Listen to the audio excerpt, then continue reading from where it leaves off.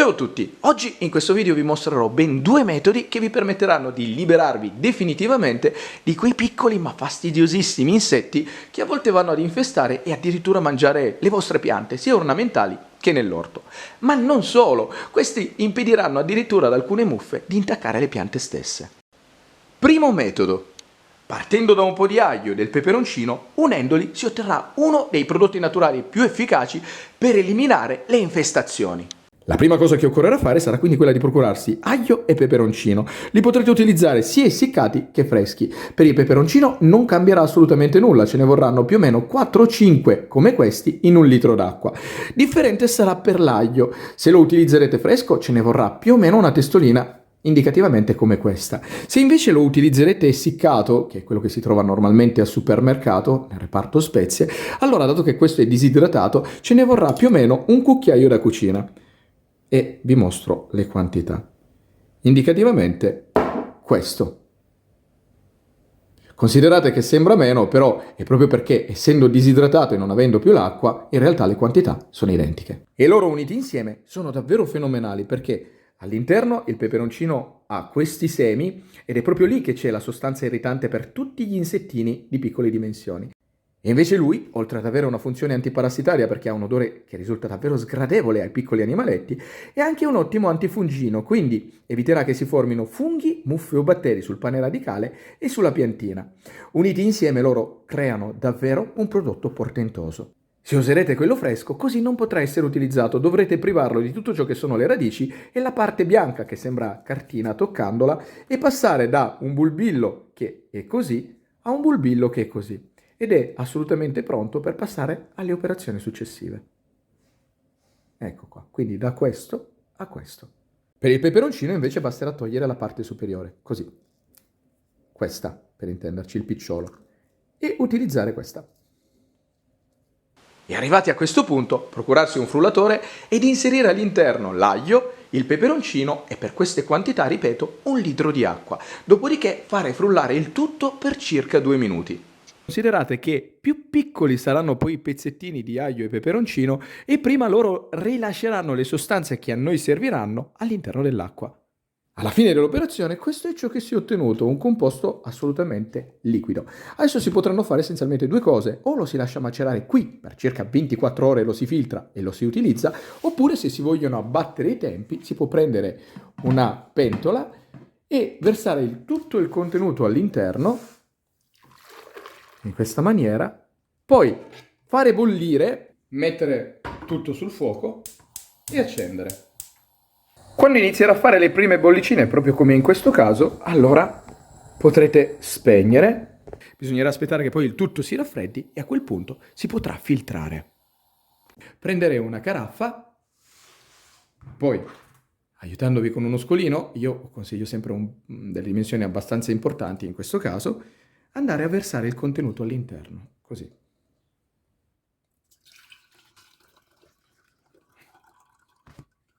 E una volta filtrato, questo è ciò che si è ottenuto. Prendere un vaporizzatore, aprirlo, andare ad inserire tutto ciò che abbiamo creato all'interno e una volta fatto, chiudere. E a questo punto il prodotto sarà pronto per essere utilizzato sulle vostre piantine.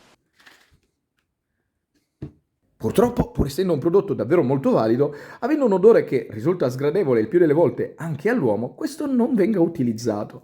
La natura però ci ha dato, per fortuna, un'alternativa valida, un pelino meno di questa, ma comunque ottima per poter tenere lontani gli insetti. Secondo metodo. Il secondo metodo che vi propongo è l'estratto di ortica, assolutamente efficace e a costo zero, proprio perché è facilissimo trovare lei praticamente in tutti i campi e nei boschi vicino casa.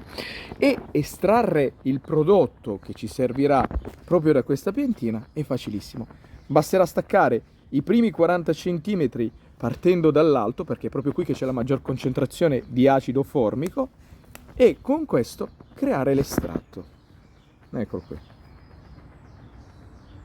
Partendo dall'alto, scendere di 40 cm e via. E questa è la parte che noi utilizzeremo. E ripetere la stessa operazione per tutti i rametti che vorrete utilizzare.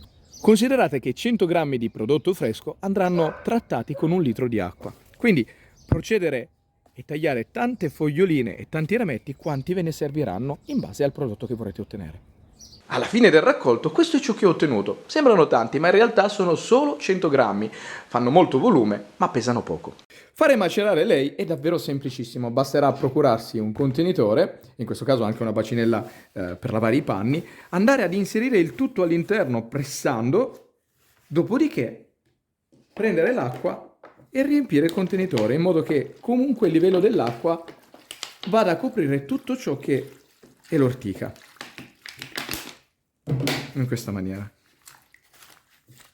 Una volta inserita l'acqua, premere le piantine in modo che vengano sommerse completamente dalla stessa e lasciare il tutto qui per circa 24 ore. Considerate, ripeto, che le proporzioni di questa soluzione sono ogni 100 grammi di prodotto fresco, 1 litro di acqua.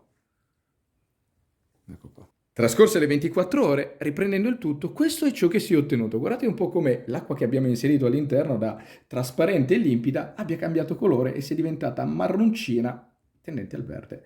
Questo proprio perché le foglioline hanno rilasciato all'interno della stessa tutte le sostanze che serviranno poi a noi proprio come repellenti per gli animaletti. Arrivati a questo punto si potrà finalmente tirare via l'ortica dall'acqua. Quando lo farete questa operazione fatela però con dei guanti in lattice proprio per evitare che lei vi irriti le mani.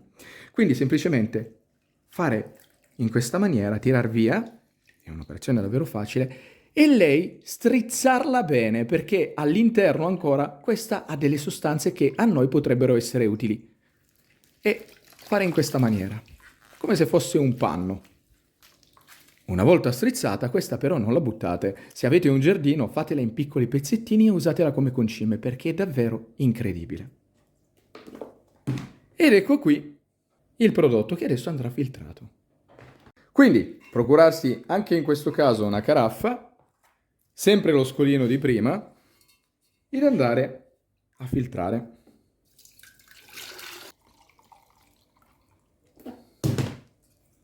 E alla fine dell'operazione, questo è ciò che si è ottenuto.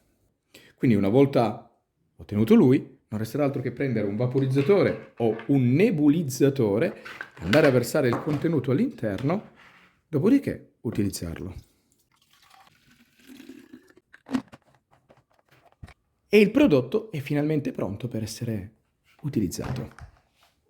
E con questo il video si conclude, spero che vi sia piaciuto e che sia servito per imparare qualcosa di nuovo, di utile e di divertente. Se vi è piaciuto mi raccomando lasciate un commento, mettete un mi piace, ma soprattutto iscrivetevi al canale. E già che ci siete vi chiedo una cortesia, condividete sui social questo video perché così facendo mi aiuterete a fare crescere il canale. Detto questo, quindi ringraziandovi in anticipo, vi saluto e vi aspetto al prossimo video.